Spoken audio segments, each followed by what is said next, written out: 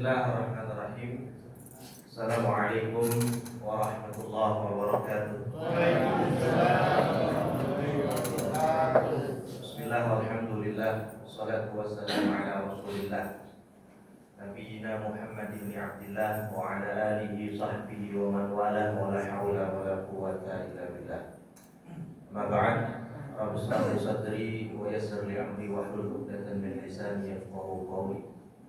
Subhanaka la ilma lana illa ma 'allamtana innaka antal 'alimul hakim. La haula wa la quwwata illa billahil 'aliyyil 'azim. Alhamdulillah wa syukru ala ni'amillah. Bapak Ibu jamaah Masjid Baitul Muhajirin yang dirahmati Allah. Alhamdulillah pada kesempatan hari ini, di pagi hari ini, pagi yang insyaallah majelis yang mudah-mudahan senantiasa penuh dengan rahmat dari Allah Subhanahu wa taala. Atas izinnya kita dipertemukan, dikumpulkan di tempat yang juga istimewa mulia dalam rangka untuk bertakwa kepada Allah Subhanahu wa taala. Alhamdulillah baru saja kita selesai melaksanakan salah satu kewajiban kita, yaitu sholat subuh. Alhamdulillah kita laksanakan dengan berjamaah. Mudah-mudahan harapannya tentu tidak lain, semoga Allah Ta'ala berkenan untuk menerima semua rangkaian ritual amal ibadah kita di hari ini dan juga di hari-hari yang lain, dan juga semoga Allah Subhanahu wa Ta'ala berkenan untuk memberikan ganjaran pahala yang berlipat ganda. Amin Allahumma amin. Bapak Ibu yang dirahmati Allah, sedikit pada kesempatan kali ini saya ingin mengajak diskusi, ngobrol santai di waktu subuh, setelah kita melaksanakan sholat subuh, yang mana temanya pada kesempatan kali ini tentunya adalah seputar tentang lurus, rapat, soft dalam ibadah sholat kita, sholat berjamaah. Sebagaimana yang sudah kita ketahui bahwa lurus, soft, rapat, soft ini adalah anjuran Nabi kita Muhammad Sallallahu Alaihi Wasallam. Maka kita sering mendengar setiap kali imam ingin memulai ritual ibadah sholat berjamaah, sebelum takbiratul ihram, imam mengucapkan kata-kata yang kurang lebih bunyinya istawu, sawu, sufufakum, istaqimu dan lain sebagainya. Betul kan? Ya kan? Itu sering kita dengar. Gitu. Nah, oleh karenanya ini adalah salah satu nas yang jadi landasan bahwa memang Nabi kita Muhammad SAW menginstruksikan, menganjurkan untuk merapatkan dan juga meluruskan shaf kita ketika sholat. Bahkan kita bisa menemui saudara-saudara kita yang betul-betul ketika memahami instruksi Nabi ini bukan hanya rapat tapi menempelkan kan seperti itu. Nah, kesempatan kali ini saya bukan untuk dalam rangka apa-apa, tapi hanya ingin kita melihat lebih jauh. Kita melihat bagaimana tanggapan ulama ketika dalil-dalil yang menginstruksikan lurus dan juga sofnya sholat itu kemudian dipahami oleh para ulama di zaman sahabat sampai sekarang. Gitu. Makanya saya sedikit ingin membahas hal tersebut. Nah, sebelumnya saya ingin memperlihatkan bagaimana gambaran kondisi masjid di era Nabi kita Muhammad SAW. Ini foto saya dapatkan secara pribadi langsung ketika di 2017 saya diberikan kesempatan untuk umroh.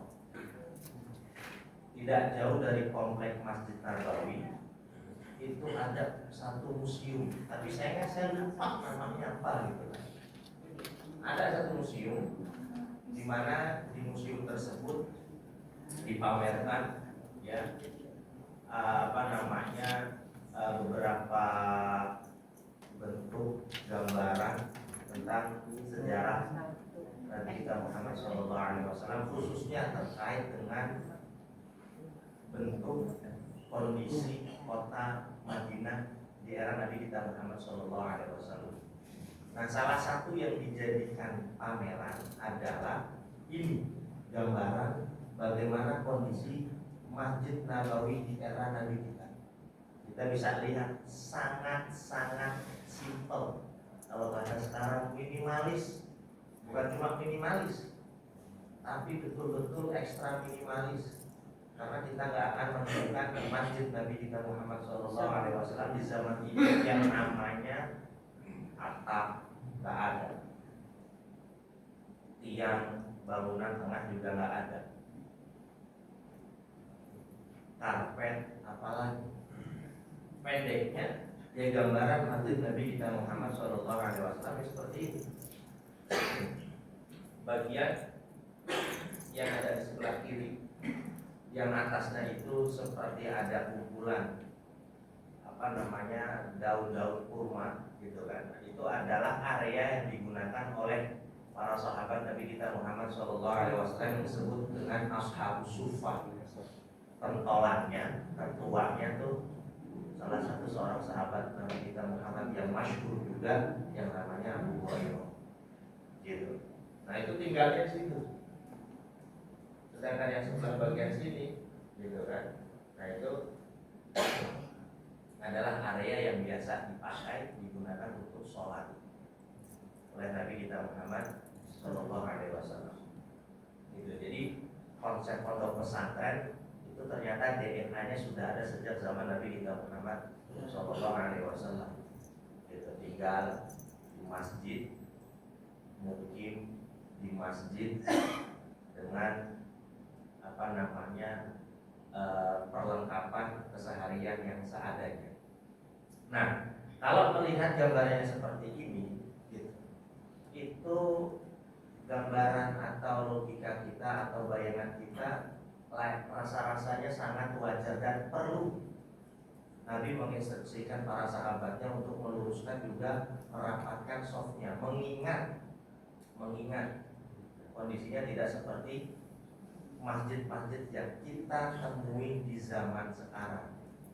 Sebenarnya tanpa harus ada instruksi istawu, astaqimu, itu secara mudah jamaah bisa lurus softnya, bisa sejajar softnya. Karena kita lihat di Masjid Baitul Muhajirin sebagai contoh, tanpa harus diinstruksikan ini sudah ada bantuan karpet gitu kan, yang bisa kita jadikan acuan untuk bisa sejajar, untuk bisa lurus.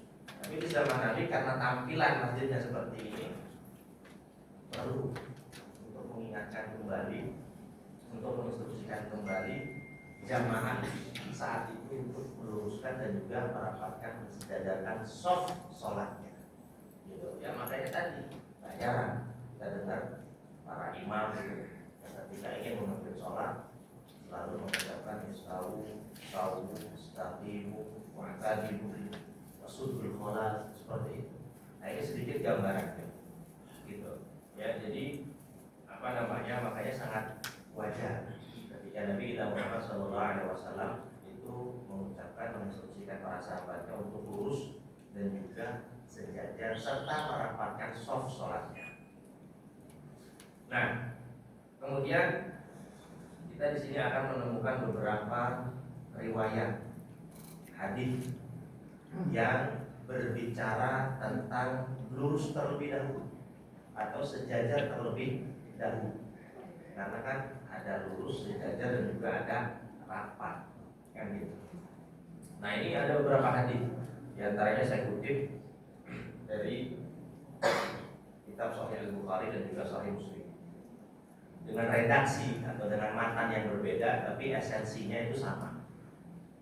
Kata Nabi, la tusawunna sufufakum aw la yukallifanallahu baina wujuhikum. Sawu sufufakum fa inna tasfiyata shaf min tamamis shalah. Sawu sufufakum fa inna tasfiyata sufuf min iqamatis shalah. Dari beberapa redaksi hadis yang beragam, Nabi kita Muhammad SAW menginstruksikan, memberikan komando agar para sahabat yang sholat berjamaah di belakang Nabi itu meluruskan, mensejajarkan soft sholat, sawak, istiwa. Maka dalam bahasa kita ada dikenal dengan garis istiwa, khatul istiwa. Aslinya begitu, khatul istiwa. Tapi dalam bahasa Indonesia diterjemahkan garis khatul istiwa. Padahal khat itu ya udah garis lah gitu kan. Kenapa dibilang istiwa, khatul istiwa? Karena itu garisnya lurus sejajar, membelah bagian bumi menjadi bagian utara, selatan, sama luasnya. Gitu. Itu yang disebut istiwa. Jadi lurus, sama. Ini perintah Nabi kita Muhammad Sallallahu Alaihi Wasallam. Kita bisa lihat, jamaah Bapak Ibu bisa temukan nanti redaksi hadisnya, riwayat hadisnya dalam kitab Sahih Bukhari atau dalam kitab Sahih Muslim. Kenapa kata Nabi? Alasannya diperintahkan untuk lurus, dikomandoi, diinstruksikan untuk lurus. Fa inna tasbiyata shaf, kata Nabi, min tamam shalah.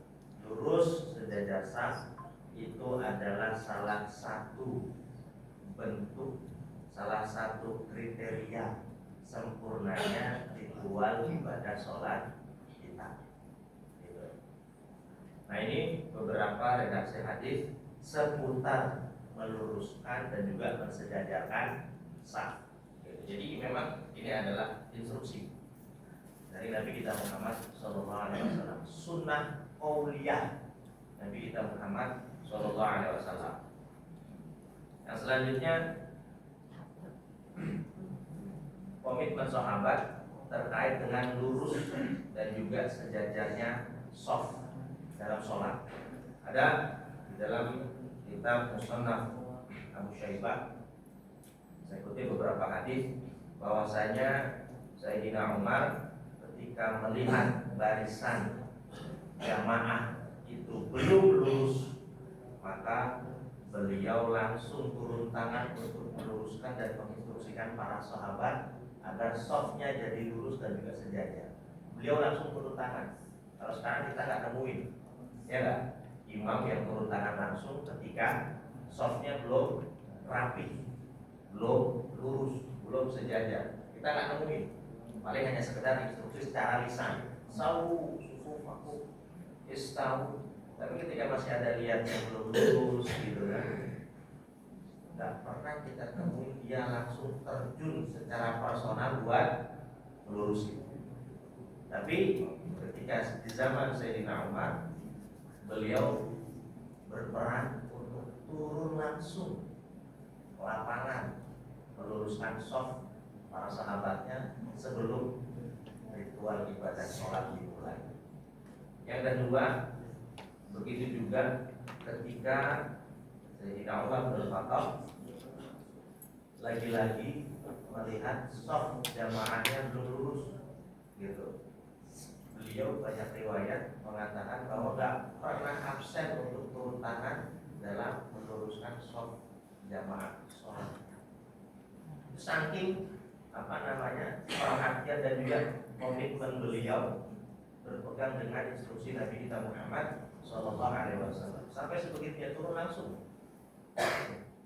Bukan hanya sekedar instruksi secara lisan, tapi turun langsung, dilurusin. Nih, lurusin. Ini kurang maju dikit. Yang ini kurang mundur dikit, lurus. Gitu. Kalau kata kita sekarang begitu. Nah, itu turun langsung. Sayyidina Umar bin Khattab. Begitu juga ketika di zaman Sayyidina Utsman menjabat sebagai khalifah. Ada satu riwayat kata beliau, ketika beliau menginstruksikan untuk lurus safnya juga, istawu wa hadu bainal manakib fa inna min tamamis shalah iqamatus shaf. Beliau tidak akan memulai sholat belum takbiratul ihram kecuali betul-betul shaf di belakangnya itu lurus dan juga sejajar.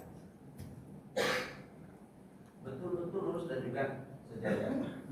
Bahkan beliau qad wakalahu iqamatus sufuf, mengutus, kalau tadi kan Sayyidina Umar turun tangan langsung, tapi kalau Sayyidina Utsman mengutus para sahabatnya yang berada di shaf masing-masing, satu orang di antara mereka untuk meluruskan.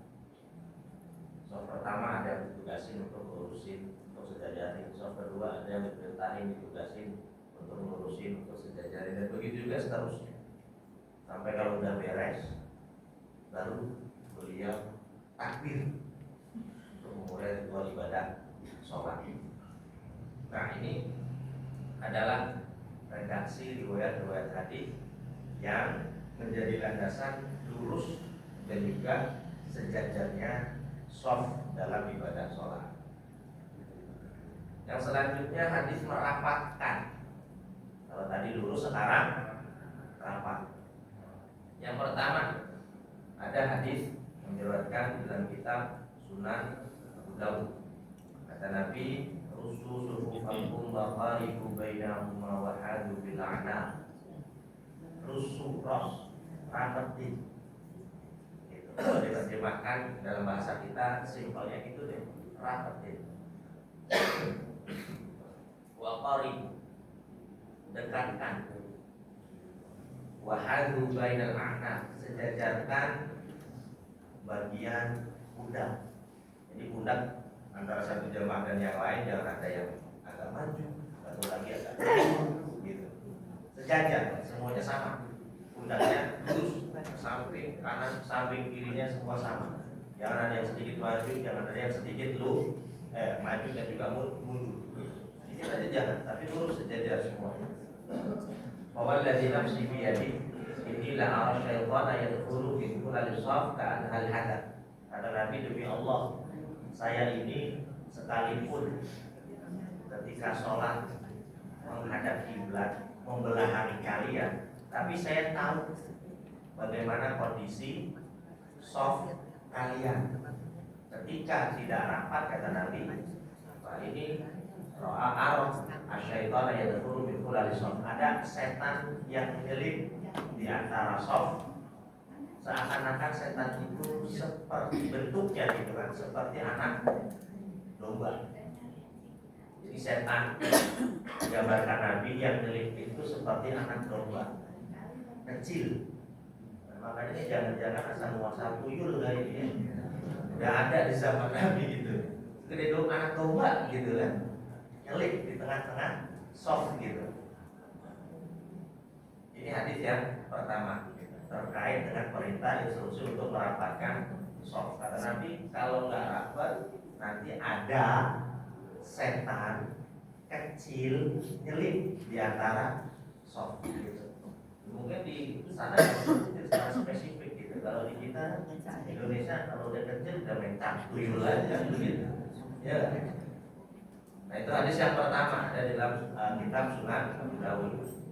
Yang kedua ada di dalam kitab Musnad Imam Ahmad.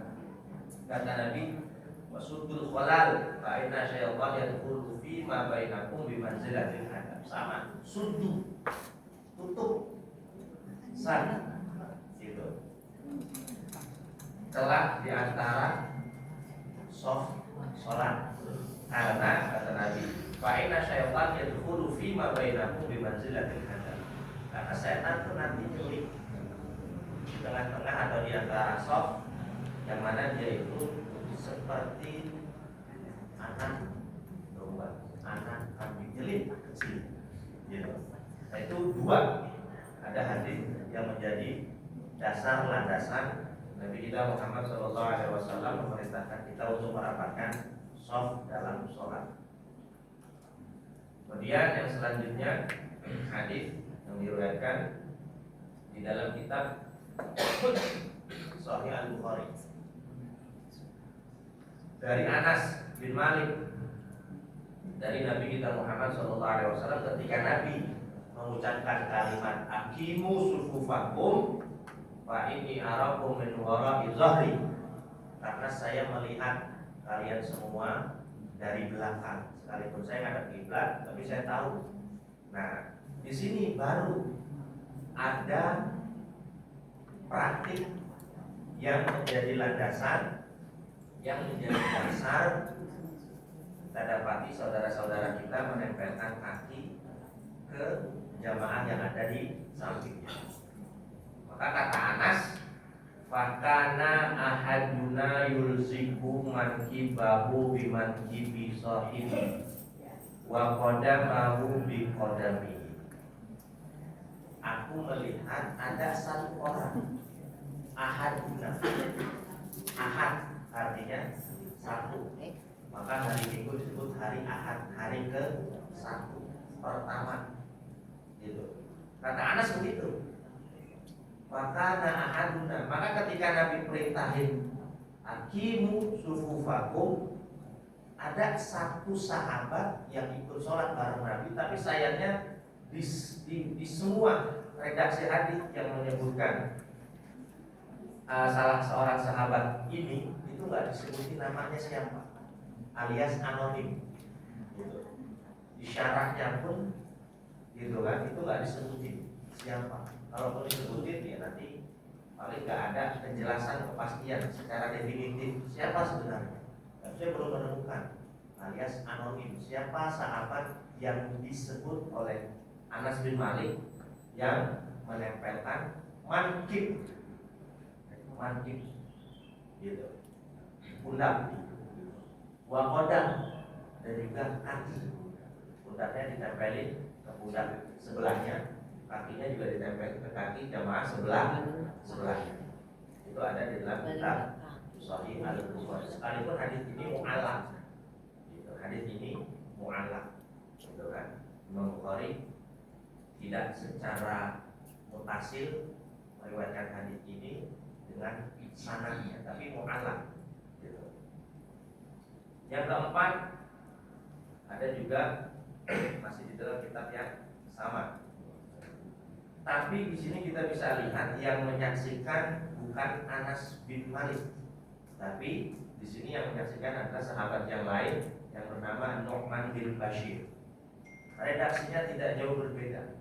Kalau tadi kata Anas bin Malik, fakana ahaduna, ada seorang di antara kami. Kalau Nu'man bin Bashir dengan redaksi yang berbeda, kata beliau, ra'aitur rajula, saya lihat ada seseorang atau satu orang minna dari kami yang sholat bareng Nabi, yulziku ka'bahu bi ka'bi sahibi. Kalau tadi redaksinya pundak dan juga kaki, kalau ini mata kaki, gitu, mata kaki ditempelin, gitu. Nah ini hadis yang keempat, yang secara sharih, secara eksplisit, secara jelas bahwa ada seorang sahabat Nabi kita Muhammad Shallallahu Alaihi Wasallam yang menempelkan bagian tubuhnya ke jamaah di sampingnya, gitu, ya. Nah, jadi dari 4 hadis tadi yang berbicara tentang rapat soft, ada 2 hadis yang secara sharih, terang-terangan, jelas sampai kepada kita bahwa praktik menempelkan beberapa anggota tubuh memang ada sudah di zaman Nabi kita Muhammad Shallallahu Alaihi Wasallam. Gitu. Nah, tapi kan tetap di dalam memahami hadis itu kan nggak gampang, tidak boleh terburu-buru secara tekstual begitu saja. Makanya di sini saya sajikan beberapa pendapat ulama terkait khususnya menempelkan bagian tubuh yang tadi disebutkan. Tapi sebelum itu saya ingin memberikan kesimpulan dari beberapa poin yang sudah saya tampilkan tadi dari beberapa riwayat hadis yang ada. Yang pertama terkait bahwa kita sepakat Nabi kita Muhammad Shallallahu Alaihi Wasallam oleh para sahabatnya itu betul-betul berkomitmen untuk membenahi kualitas ritual ibadah sholat, dan itu dimulai sejak sebelum sholat. Dengan cara apa? Dengan cara softnya dilurusin dulu, biar sejajar dulu gitu. Harapannya nilai-nilai yang nanti ada di dalam sholat itu tercermin dalam kehidupan kita sehari-hari. Gampangnya kalau sholatnya udah rapi, sholatnya udah benar, insya Allah kelakuan sehari-hari cakep. Insya Allah kelakuan sehari-hari benar gitu. Itu cerminan dari ritual ibadah sholat kita. Maka sebelum sholat, sebelum dimulai, Nabi pengen benar dulu, rapi dulu. Karena kalau sholat udah nggak benar, padahal sholat ini ritual ibadah yang utama, yang jadi patokan tolak ukur diterima atau tidaknya kelak amal kita di yaumil qiyamah. Awal ma yuhasabu bil 'abdu yaumil qiyamah as-shalah. Tapi nggak benar dikerjain, jangan bicara, jangan ngomong yang lain kalau kata orang tahu. Sholat nggak ada Allah di sembarangan, apalagi yang lain. Gitu. Itu yang pertama. Makanya sepakat bahwa perihal lurus sejajar soft ini perlu diperhatikan dengan baik, dapat prioritas utama sebelum kita melakukan ritual ibadah sholat. Yang kedua, bahwa selain rapat, Nabi kita Muhammad Shallallahu Alaihi Wasallam selain lurus dan juga sejajar, Nabi kita Muhammad Shallallahu Alaihi Wasallam juga memerintahkan untuk merapatkan, gitu, agar space di dalam jamaah sholat, di dalam sholat itu tidak terbuang sia-sia. Yang seharusnya bisa diisi 15 orang, cuma 10 orang, kan gitu, ya kan? Malu kita Pak, Bu, sama tukang angkot. Bukan angkot aja kalau belum penuh tuh, 46 belum jalan, ya kan? Ya, yang kecil bangku, kalau masih ada nih, sini nih satu lagi. Itu tukang angkot begitu perhatian sama space job. Ya Pak, di angkotnya biar betul-betul rapat dulu, full dulu gitu kan. Ya ini maksud kita sholat kalah sama tukang angkot, kan begitu, ya kan? Itu jangan harusnya bisa 15, dia cuma diisi 10. Kalau ibarat tukang angkot, ya setorannya kagak full kan begitu, ya kan? Setoran 2 ring full, nah ini bisa jadi 3 ring kan begitu. Boros bensin, ya kan? Nanti jangan gitu. Nah itu makanya Nabi kita Muhammad Shallallahu Alaihi Wasallam memerintahkan para sahabat untuk merapatkan. Nah redaksi yang diucapkan Nabi ketika merapatkan, nah itu beragam. Ada yang rusuh, ada yang sudu, rapetin, tutup, celah, soft. Bahkan Nabi juga memberikan alasannya kenapa kalau disuruh rapetin. Karena jangan sampai ada tuyul, gitu ya kan? Kalau kata kita tuyul gitu kan. Kalau bahasanya Nabi ada setan seukuran anak domba yang kecil. Kalau bahasa kita ada tuyulnya likur gitu. Bahasa kita gitu. Itu yang kedua. Nah yang ketiga, ketika Nabi mengucapkan kalimat seperti itu, instruksi seperti itu, ini yang perlu kita garis bawahi agar kita bisa bersikap bijak dalam ritual ibadah sholat, terutama dalam hal lurus dan juga rapatnya soft, gitu. Bijaknya gimana? Di sini kita bisa lihat bahwa redaksinya juga terang-terangan, eksplisit, sorry, bahwa ketika praktek tersebut dilakukan itu hanya ada 1 orang yang melakukan praktek tersebut. Makanya redaksinya jelas tadi. Saya sedikit balik. Mana? Saya sedikit balik. Yang pertama ahaduna. Yang kedua, kalau redaksi An-Nu'man bin Bashir, ar-rajul. Rajul itu yang belajar bahasa Arab, itu bentuk mufrad. Kalau bahasa Inggris singular, cuma 1. Book, 1 buku. Kalau 2 books, kan gitu kalau kita belajar bahasa Inggris ya kan. Tapi kalau bahasa Arab bentuk 1 bentuk 2 sama bentuk jamak atau minimal 3 itu beda. Masjid 1, nggak usah dikasih embel-embel tambahan, 1 masjid nggak usah. Kita bisa pahami dari bentuk kalimatnya. Masjidun 1, 2 masjid, masjidan. Bukan masjidan berarti masjidan ya. Ya lah, bukan, tapi masjidan. 2 masjid atau masjidain. Itu 2. Nggak bisa diartikan 1, nggak bisa diartikan 3. Enggak, udah pasti 2. Dalam bahasa Arab gitu. Kalau lebih dari 2 sampai banyak kata hingga apa? Masajid. Gitu. Masajid. Itu dalam bahasa Arab. Dengan mudah kita bisa pahami tanpa harus ada embel-embel tambahan angka. Itu kita udah bisa paham. Kalau disebut masajid minimal 3, banyaknya kata hingga. Gitu. Masjidan 2 pasti nggak bisa lebih, nggak bisa kurang. Tapi kalau masjid 1. Begitu juga kalimat rojul. Rojul itu artinya orang laki-laki. Gitu. Itu 1. Kalau 2 rojulan. Kalau 3 atau banyak rijal. Makanya kan di Quran ada ayat yang bunyinya ar-rijal qawwamuna 'alan nisa.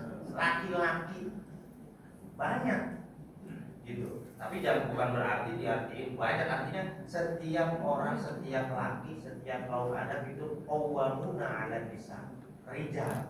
Nah di sini riwayat yang kedua dalam kitab Sahih Al-Bukhari dari Nu'man bin Bashir itu rojul. Yang belajar bahasa Arab paham. Rojul itu berapa? 1. Gak lebih, gak kurang, pasti 1. Gitu. Nah makanya dari kedua hadis ini yang secara sharih eksplisit itu menyebutkan ada sahabat yang melakukan praktik menempelkan kaki, menempelkan mata kaki, pundak, itu cuma 1 orang. Sedangkan Anas bin Malik yang juga ikut ada di dalam jamaah tersebut, begitu juga An-Nu'man bin Bashir yang ikut di dalam jamaah tersebut. Ternyata para ulama menjelaskan, menerangkan, mensyarat mereka berdua ini tidak melakukan hal demikian. Nah makanya para ulama pun gitu kan berbeda pendapat terkait dengan konsep menempelkan sebagian anggota tubuh ke jamaah yang lain.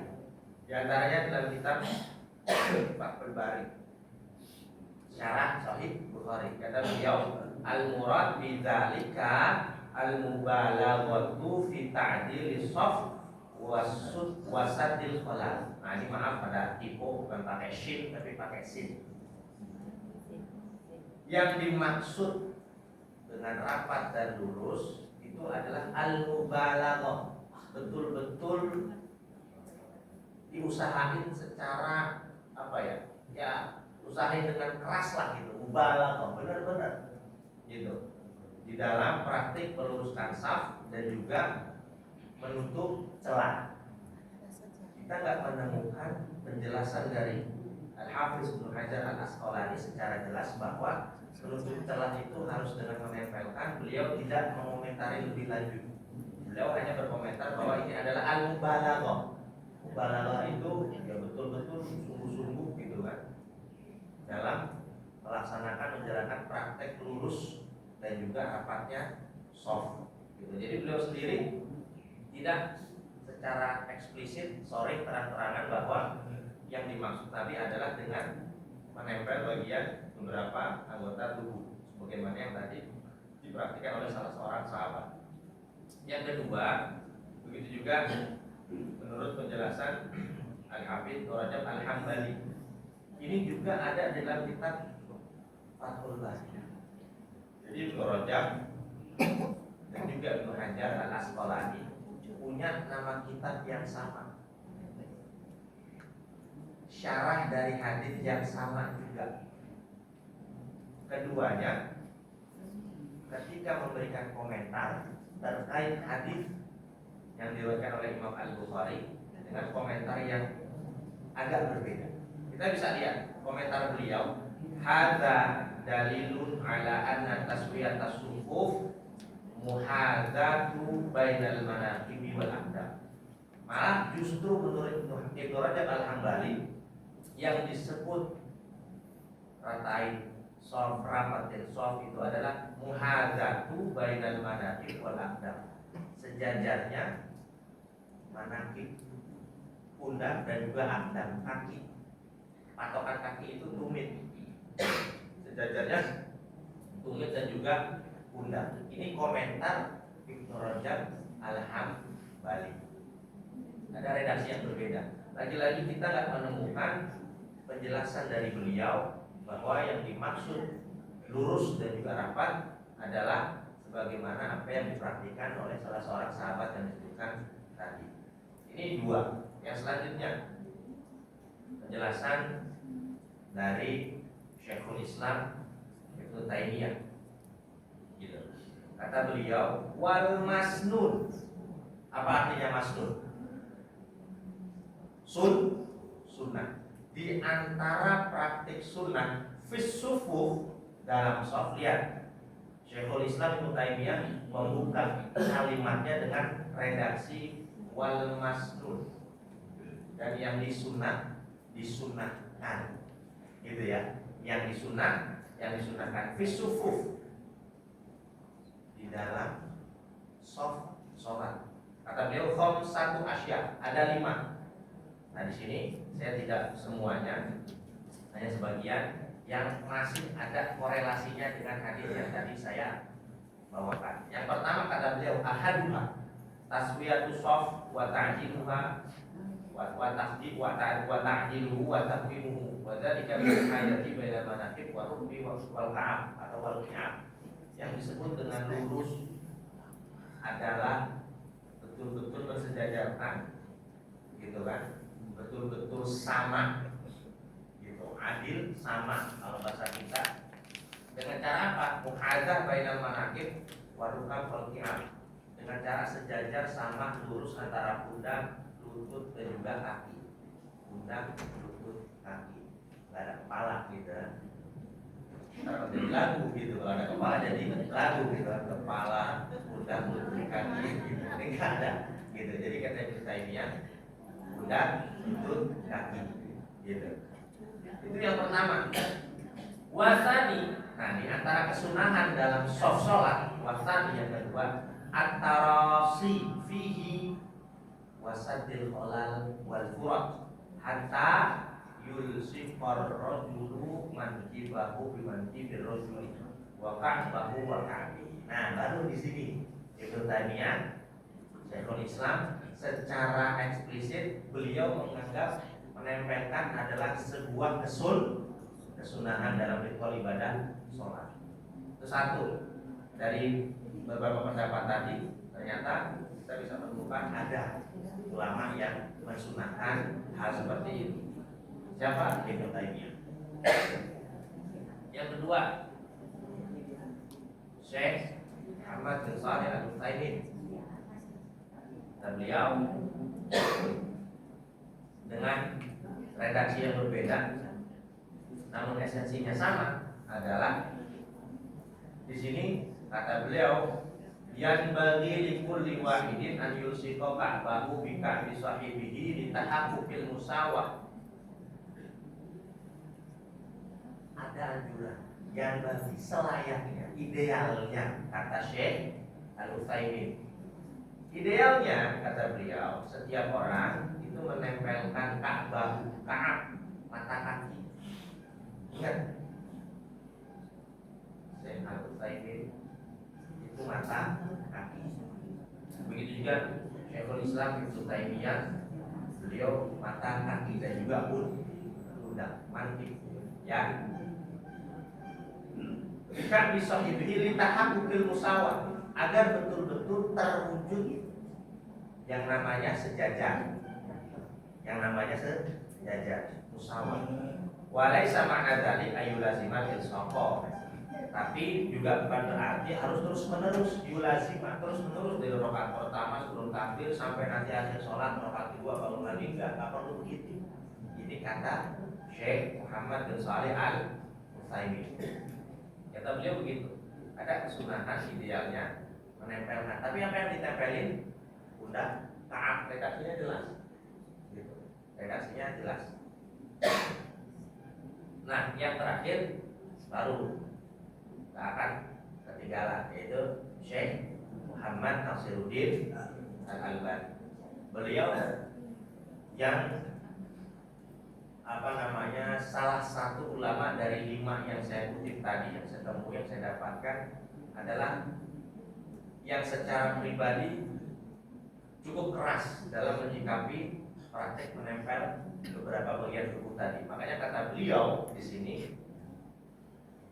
ada beberapa orang ulama yang mengingkari, menolak praktek menempelkan beberapa bagian tubuh ketika sholat, gitu, ya kan?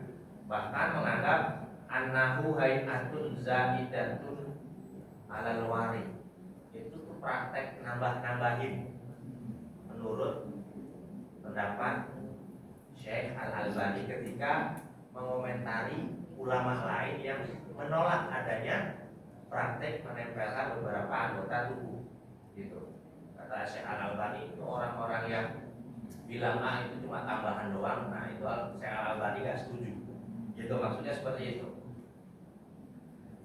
Fiha idhalun bitatbiqi sunnah. Itu yang seperti itu tuh justru orang yang tidak mau mengamalkan sunnah. Tuh, kata Syekh Al-Albani. Jadi beliau yang cukup keras, gitu kan. Bahkan di akhir kalimatnya beliau menyamakan yushbihu tamaman tahtilah sifat al-ilahiyah bal aswa minhu.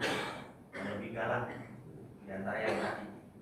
Kata Syekh Al-Albani, orang yang enggak mau nempelin, yang menolak praktek nempelin tadi, itu sama saja orang yang menolak sifat ketuhanan. Kata Syekh Al-Albani. Padahal orang yang menolak sifat-sifat ilahiyah, sifat-sifat ketuhanan, itu hukumnya apa? Kafir. Orangnya enggak percaya dengan sifat ilahiyah, sifat ketuhanan, hukumnya kafir. Makanya nih saya bilang salah satu pendapat yang cukup galak, gitu kan. Padahal kita lihat sahabat Anas bin Malik, Nu'man bin Bashir saja tidak ikut melakukan. Makanya ini salah satu, kalau secara pribadi ya, ini gegabah, terlalu berlebihan justru Syekh Al-Albani. Kenapa? Khawatir beliau secara tidak langsung juga menolak apa yang tidak dilakukan oleh Anas bin Malik, seorang sahabat, dan juga Nu'man bin Bashir.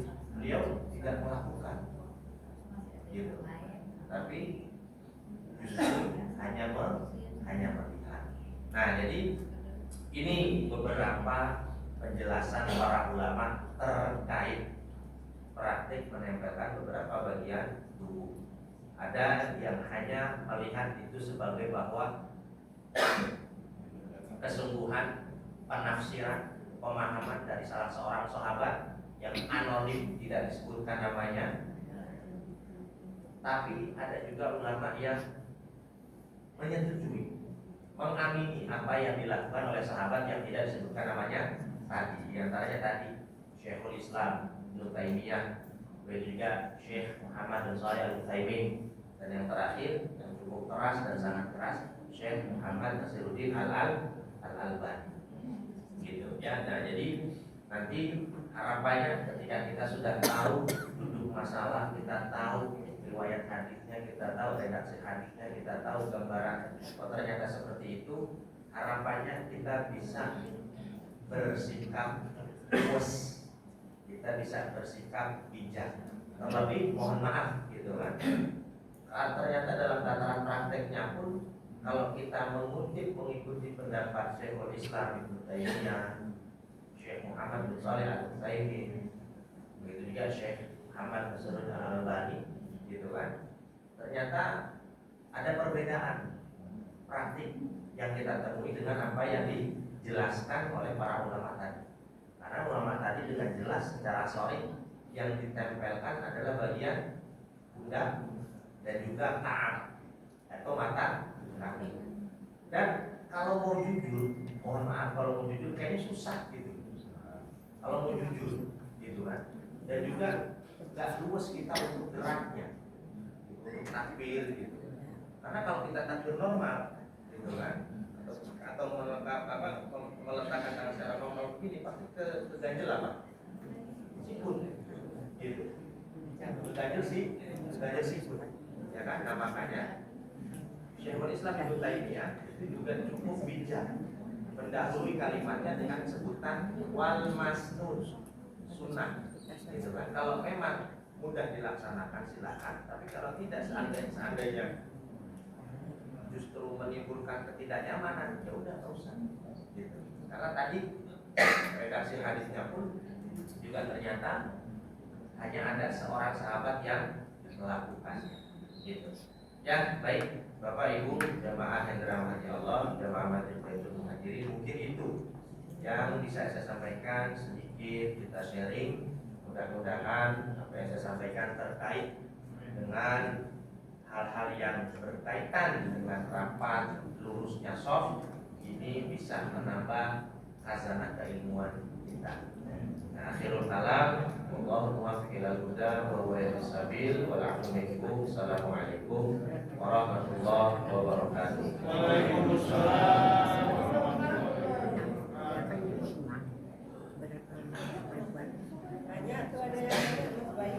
Ya, monggo silakan Bapak Ibu.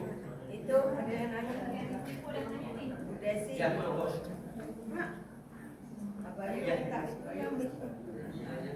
Ya, silakan kalau ada yang mau. Yang mana dulu nih? Baik. Salam kan kita Bu Desi suara. Salam.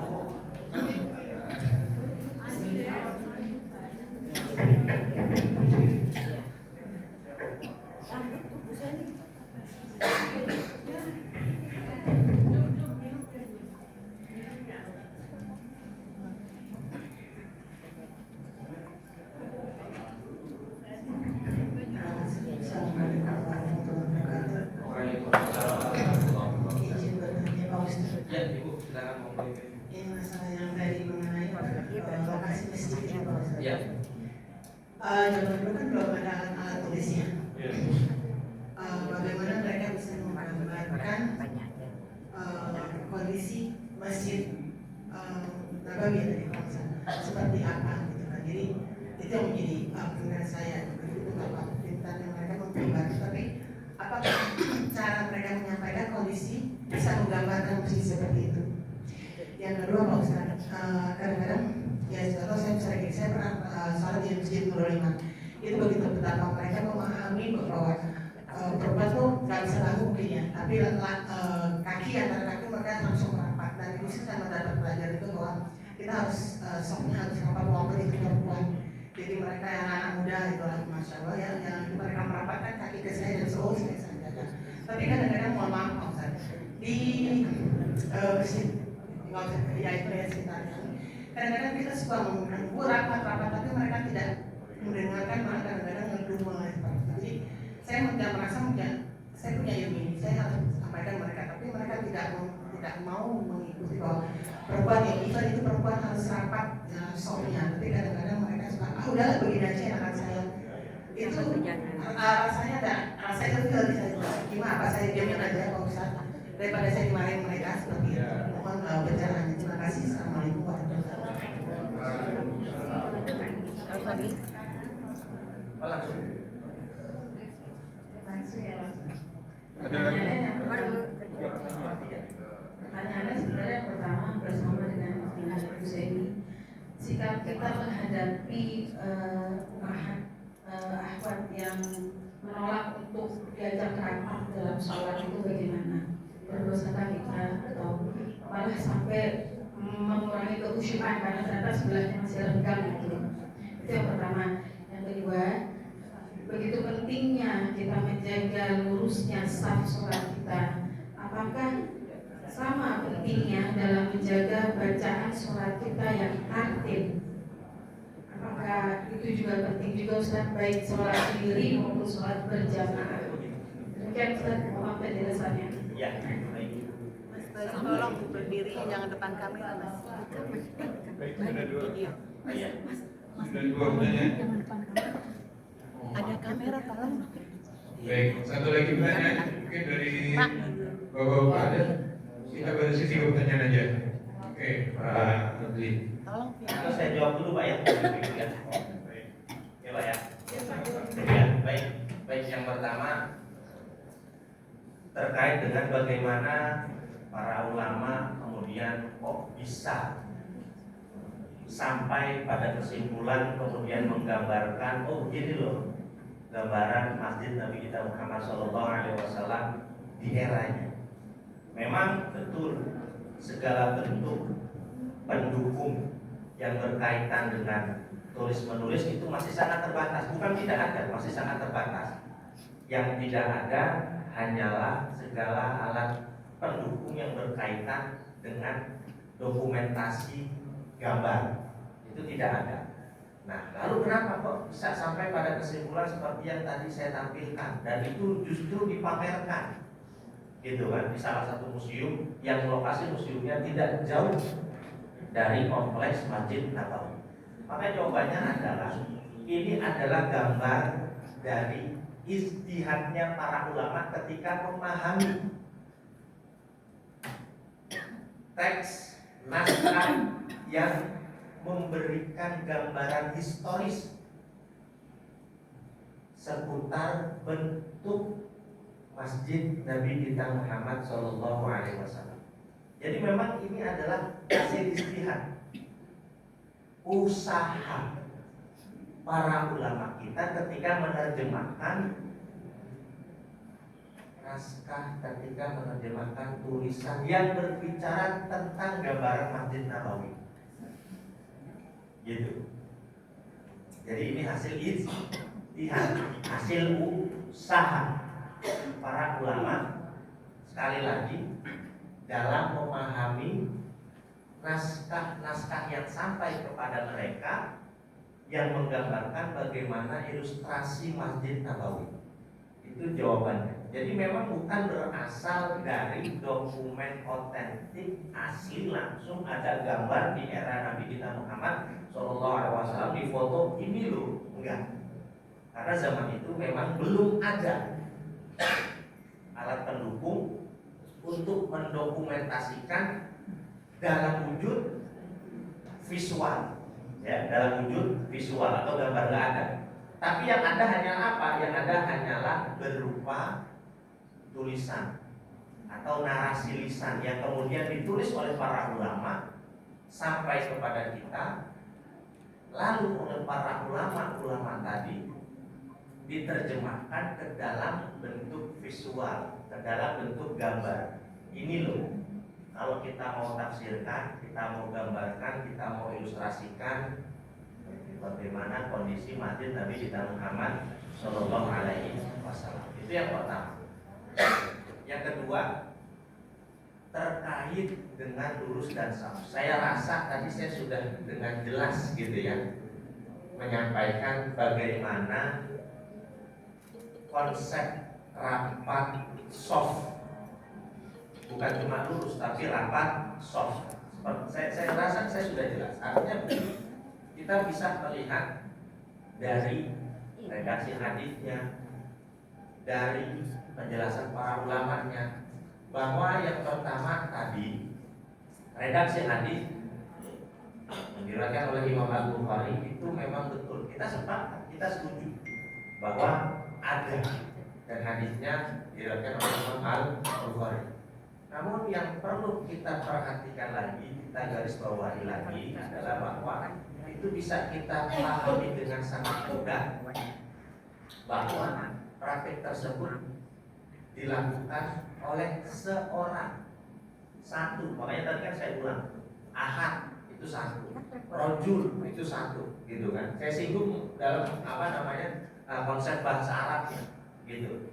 Secara konsep bahasa Arab, masjid, masjidan, masajid, rojul, rojulan, rijal, kan gitu. Nah, itu dalam prakteknya dilakukan oleh salah seorang sahabat saja.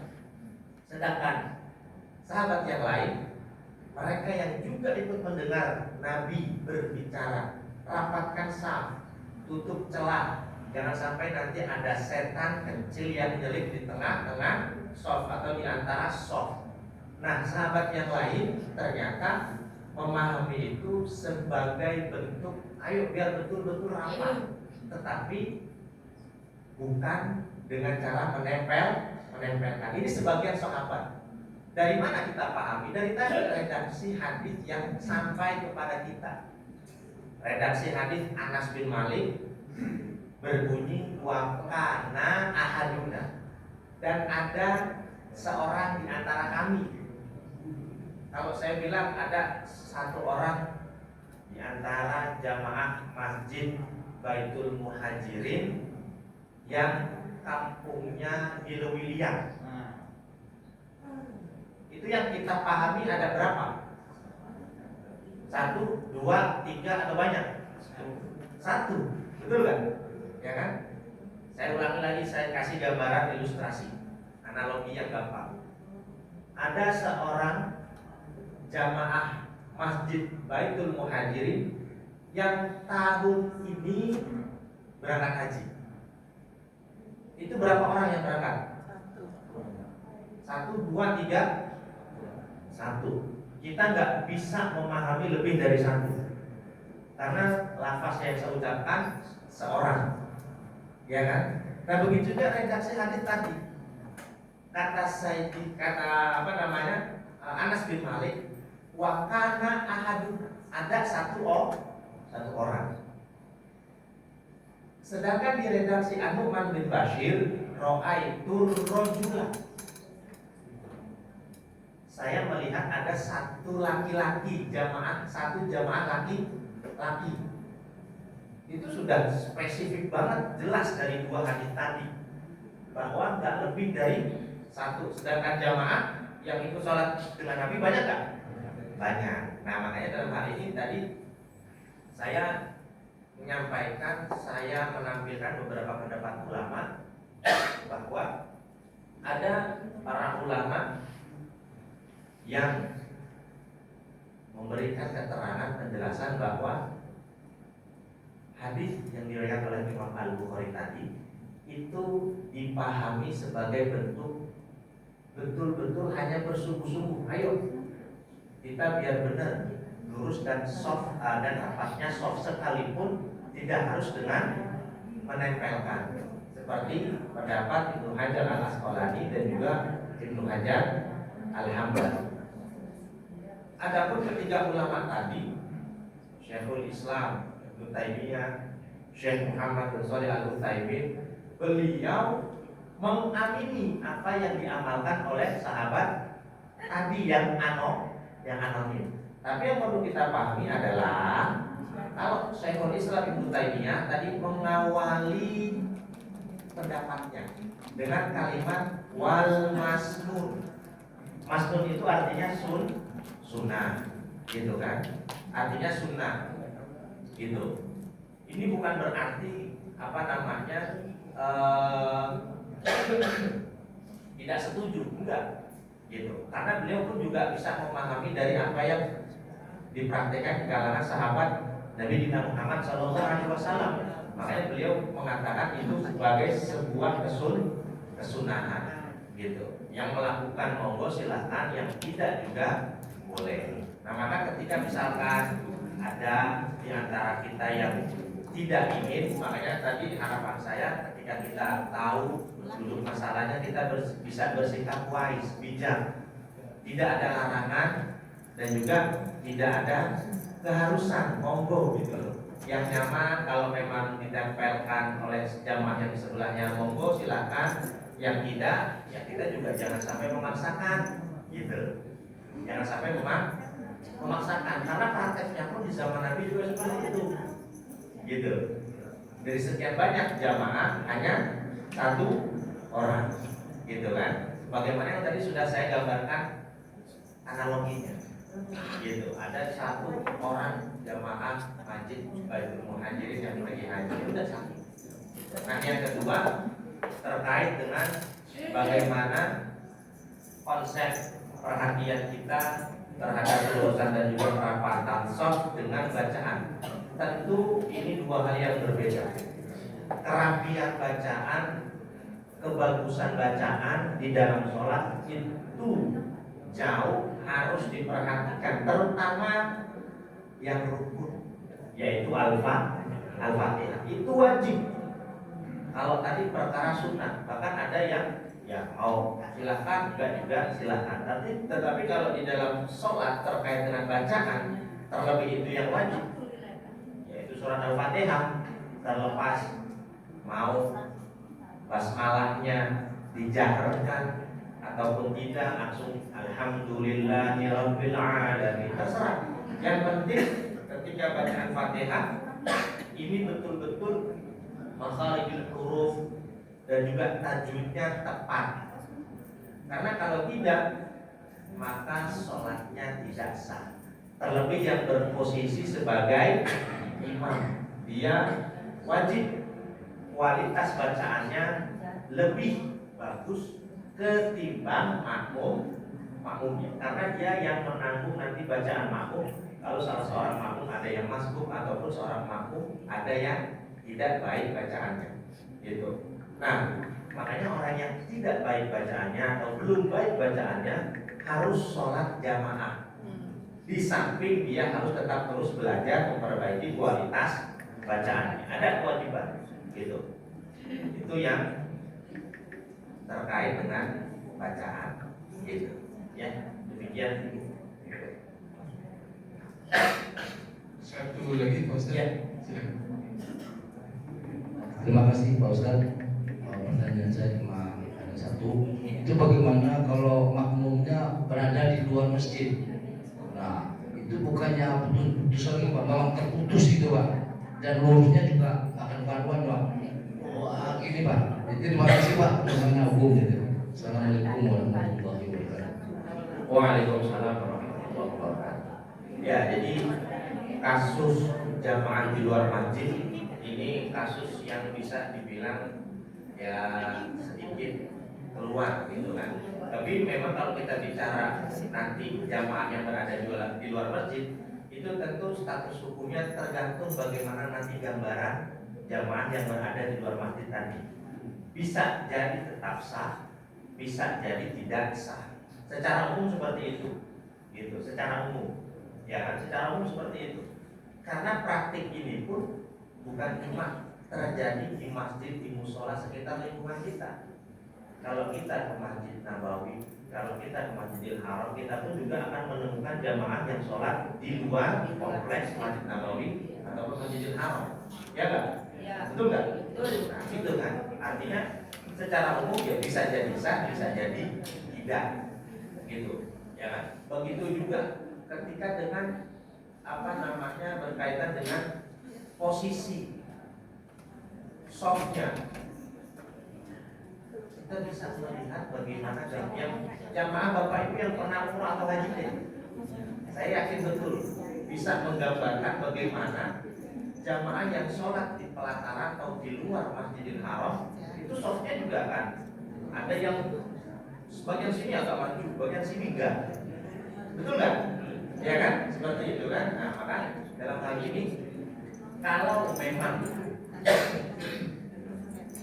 posisi soft itu ada yang maju ke depan sebagian, ada yang maju ke belakang sebagian, itu memang hal yang masih bisa ditolerir, maka itu hal yang nggak masalah.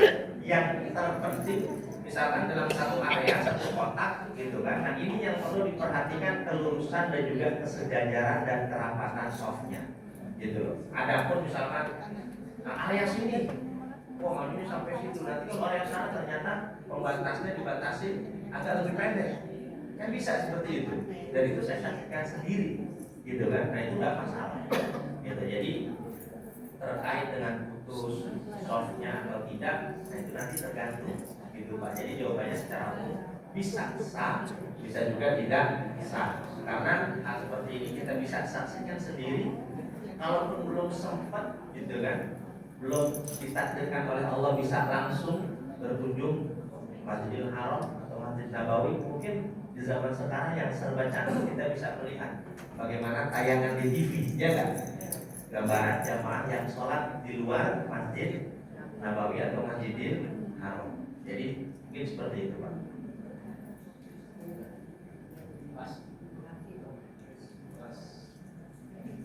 Baik, terima kasih pada seluruh undangan. Dengan mengucap alhamdulillah, saya tutup. Wassalamualaikum warahmatullahi wabarakatuh. Waalaikumsalam warahmatullahi wabarakatuh.